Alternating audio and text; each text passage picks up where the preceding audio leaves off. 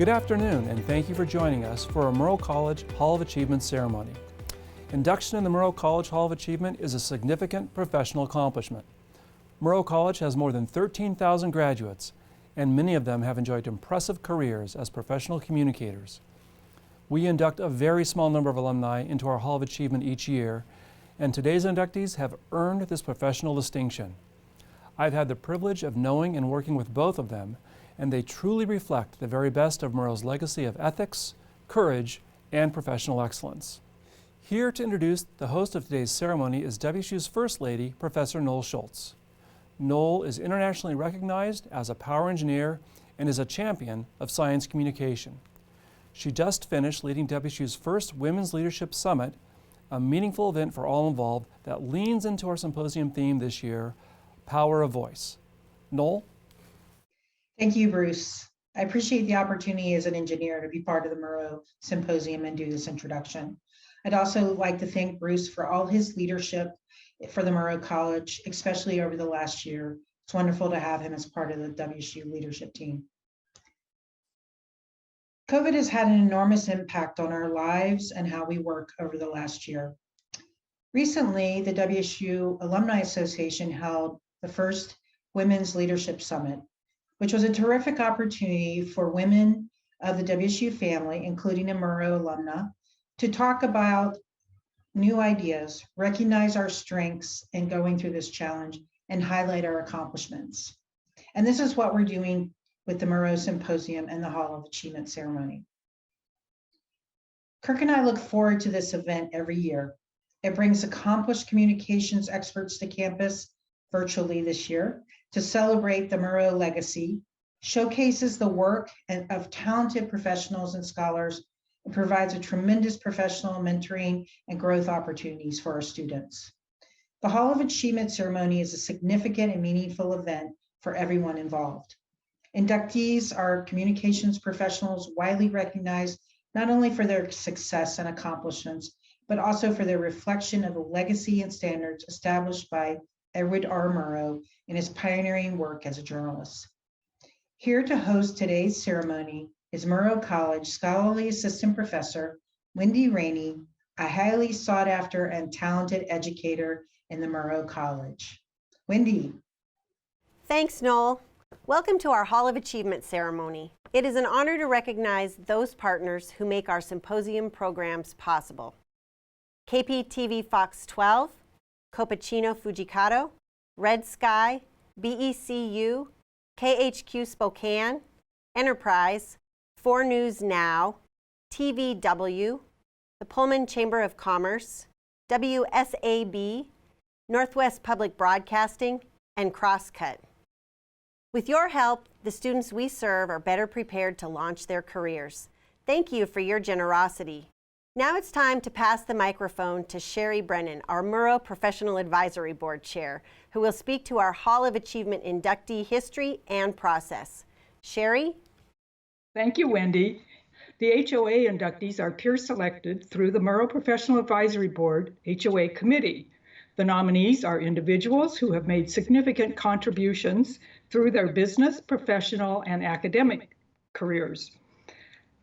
Demonstrated community involvement that highlights corporate or personal social responsibility, shown support for Washington State University and or the Edward R. Murrow College of Communication, are individuals who often mentor other students, mentor Murrow students or young professionals in their field, and will have received honors or awards for their career achievements.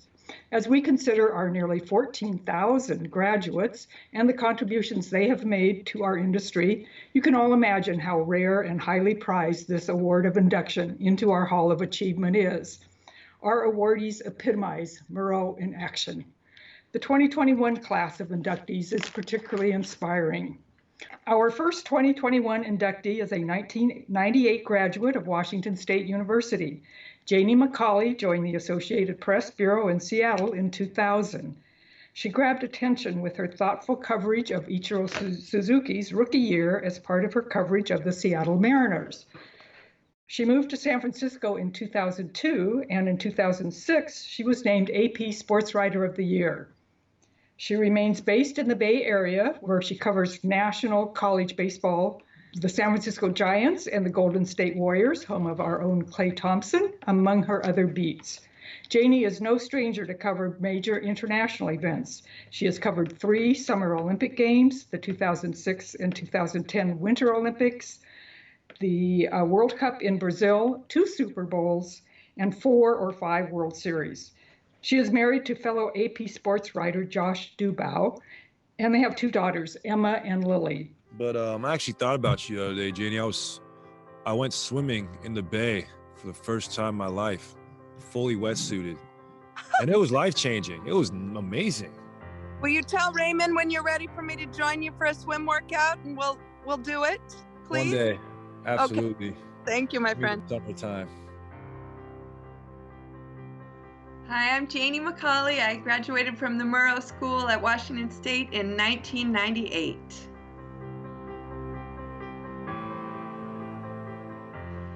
I've been working as a sports writer for the Associated Press for 20 years, almost 18 of those in the Bay Area, covering everything from NFL football and the Golden State Warriors, college basketball. The Stanford women have been a powerhouse over the years, as well as a lot of baseball. That's my primary beat, and we're right around the corner from baseball starting. I always loved sports, and I always loved writing, and I kind of was able to get a little bit of a head start at the Leavenworth Echo in my hometown. You know, I got some good advice from the publisher there, Miles Turnbull, honoring him. He's no longer with us, but he said, if you want to be serious about this, you're going to go to Washington State. And so I went to Washington State and started doing some freelancing for the Associated Press during my college years. That's where I sort of got to know the AP, and they were expanding their sports coverage a little bit in Seattle when Ichiro Suzuki came aboard. He was a Rookie of the Year. He was an MVP that year. They won 116 games. It was such a fun time to be covering the Mariners, and that was my first introduction to big league baseball. Going through the Murrow School and being there was wonderful. My sophomore year, Keith Jackson walked across the room at a Murrow event and shook my hand and said, I hear you're going to do great things. And for me, that sticks with me forever, that moment. Keith will never know, he probably never knew what that meant to me, but just that gesture by him sticks with me to this day. And we all miss him, and just, I'm thrilled to maybe have learned something from him and all of the others to go through the Murrow School and do great things. And so I thank Keith for that encouraging word years ago. I'm beyond honored. There have been so many great students to go through that program, and let alone that anybody in Pullman remembered me or had followed my career. Honestly, I hope to make everybody proud and help make a difference with these students coming through. And so beyond thankful, grateful to people like Dale Grummert at the Lewiston Tribune, to people at the Spokesman Review. Not that many of us are still doing it, the group I was with, but I'm thankful for all of those people I worked with during those years and who I've stayed in touch with as good friends to this day. Go Cougs!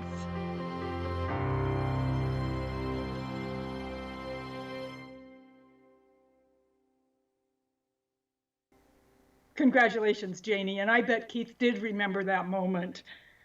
And I'm inspired by Mark's story. I think we just missed each other in a couple locations, and the Murrow School brought instant credibility. The name Edward R. Murrow brought instant credibility. When I was a high school student, terrible at most things, computers, math, the publisher in Leavenworth, Washington, my tiny hometown, Miles Turnbull, said, you should go to Washington State and you should do this. And that was the word. And I got down there and was able to get real experience from the day I set foot on campus. And that means the Daily Evergreen. That means the reputation the Murrow School had with local newspapers and radio stations, and have a great experience because of them. And I am so deeply grateful. I'm appreciative of the Wenatchee World and Rufus Woods, the publisher there, who allowed me to intern right after my freshman year in Pullman, which was a wonderful experience. And so just the time in Pullman, it went so fast, and I've only been back a couple of times since, but I'm just appreciative to this day of Roberta Kelly and Bob Hilliard and Tom Huderman, and even some of the professors who Mark had. Glenn Johnson cheered for me, even if I wasn't taking all of his classes. And it was just a place where you felt greatness within the walls, and people who cared and wanted to do a great job and help students and encourage each other. And I'm so thankful for all of you, and want to give back to the students today who are working in such a challenging time to find internships and jobs in the middle of a pandemic. And I applaud them for their initiative to go do this, and let's keep doing it. Thank you. Congratulations, Janie. Mark Wright is a native of Seattle, but grew up on his family's organic vegetable farm in Whatcom County. He attended Ferndale High School and Washington State University, where he fell in love with broadcasting. His professional broadcasting career began while attending the Edward R. Murrow College of Communication, where he worked as a reporter and anchor for the university-owned public radio station.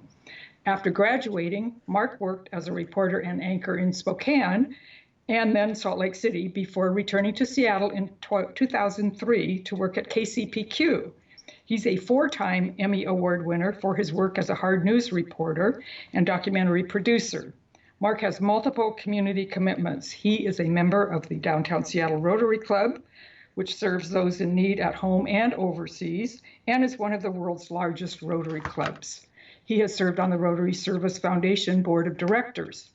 Mark also volunteers his time to MC various charity benefit events and events around Western Washington, including Food Lifeline and Wellspring Family Services. I'm proud to induct Mark Wright into the 2021 class of Hall of Achievement inductees.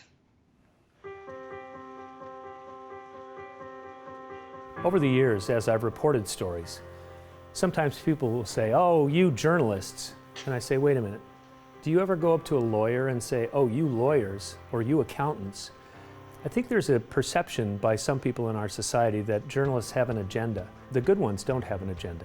The good journalists don't have an agenda. We're all human beings. I try to encourage people not to paint all of us with a brush, but these days in our society, a lot of people are blaming the media, and I don't think that blame is warranted, but that doesn't matter to me. We're still going to do our jobs.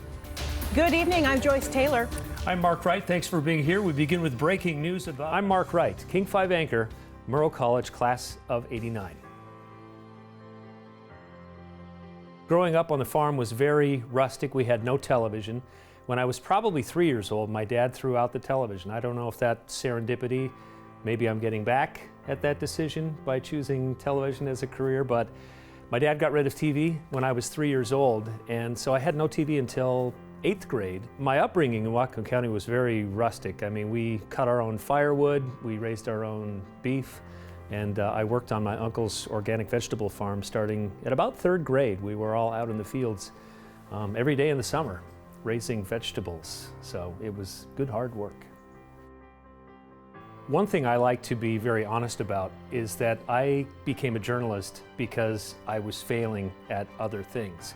I was a business major in college, but accounting was not my thing, math was not my thing, and I literally was flunking out of college, and it became a crisis point. Through that failure, I decided to change my major to broadcasting, and the doors started opening with that decision, and the doors have not stopped opening since. I transferred to Washington State University to bowl on the bowling team. My wife tells me not to talk about this because in 1982, WSU men's bowling team was the national champion bowling team in the country. And so I thought, well, if I have to go to college, maybe I should go to Wazoo because I love to bowl. And that's how I decided to go to Wazoo. When I graduated from college, I could not get a job in television because I looked 12 years old and frightened.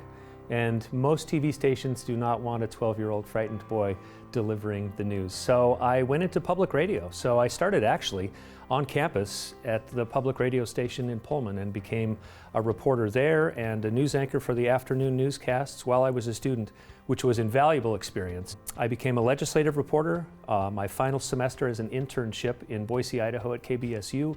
After graduation, I got a job at Spokane Public Radio in Spokane and KXLY Radio after that.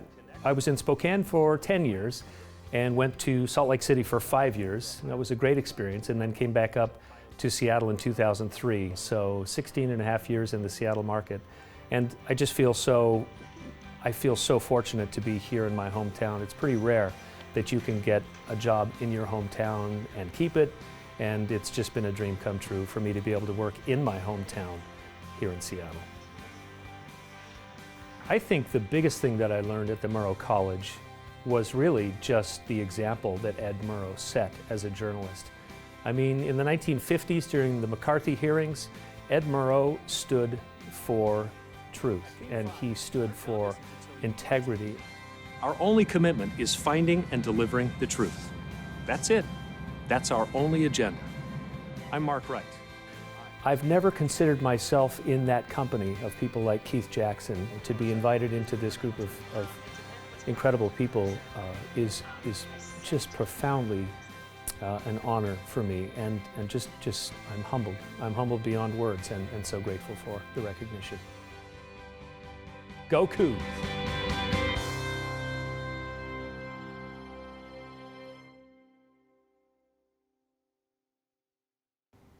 Go Cougs. Thank you, Mark. Great stories. Well, I couldn't be more thrilled to be holding this award.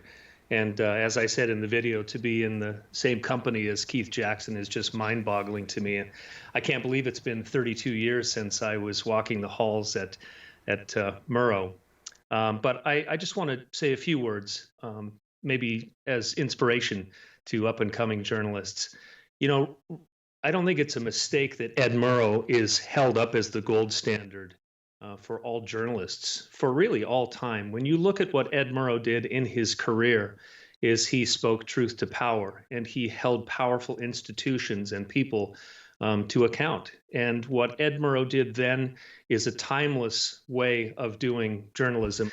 The foundation that I received at Washington State University really gave me a foundation and a purpose and a direction for my life. And I am so grateful that sort of that failure led me to an amazing career that I'm so grateful for. And it really goes back to those professors who took me under their wing: Glenn Johnson, Betsy Kruger, Neil Robeson. Those professors, and I still keep in touch with them today, 30 plus years later, they inspired me. They instructed me, they counseled me, they mentored me. And when I would get a new job, I would call Glenn and say, "Glenn, I got a job in Salt Lake City." And he'd say, "Good for you."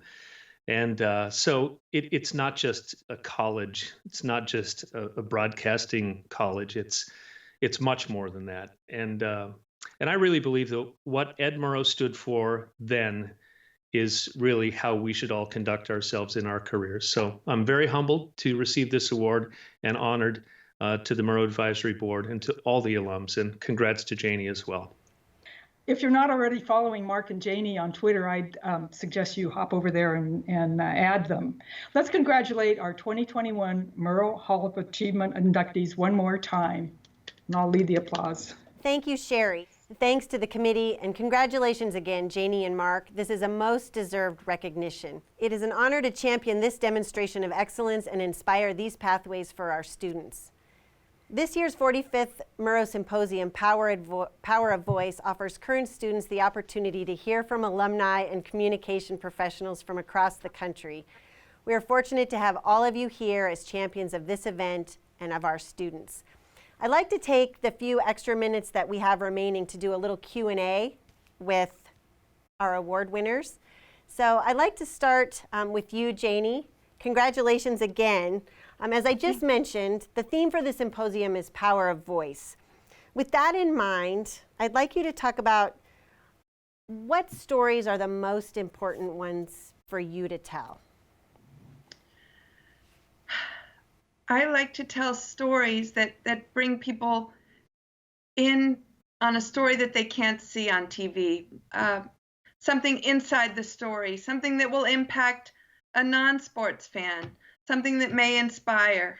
I'm not saving lives the way some of my good friends are as nurses or medical professionals or pharmacists, but if we have an opportunity to inspire or to help someone who's going through a struggle, and if we can tell a story about somebody doing a great thing or somebody overcoming a major challenge or something funny that makes people laugh, that is something I strive to do, because what I do is still, it's fun. I go to sporting events for work, and if I take that for granted, then I'm not doing anybody any good. And so really, Wendy, it's finding those other stories that might be a little bit different, that might bring somebody in or put a smile on a face, or any of those kinds of things. What do you see as your primary responsibility as a journalist with a powerful voice in your community?